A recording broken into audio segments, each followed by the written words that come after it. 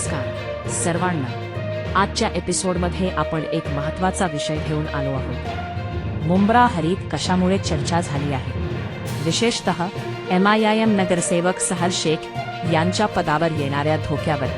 होय, सहर शेख यांचे नगरसेवक पद धोक्यात आले आहे, हे खरे आहे। त्यामुळे आपल्याला जाणून घ्यायचे आहे की त्यांना कशामुळे अडचणीत आले आहे। अर्थात सहर शेख यांचे विधान कैसा हराया हेच चर्चेत आले आहे।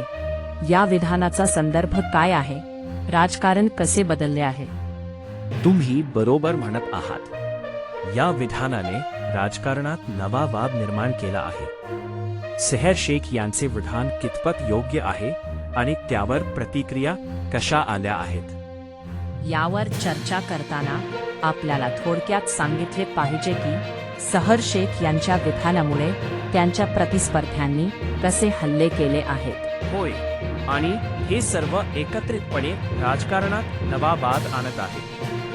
आपण सहर शेख यांची भूमिका आणि त्यांचे विधान यावर थोडक्यात विचार करूया। संपूर्ण चर्चेनंतर आपल्या श्रोत्यांना सांगूया की या घटनांचा प्रभाव कसा पडेल हे पाहणे महत्त्वाचे आहे।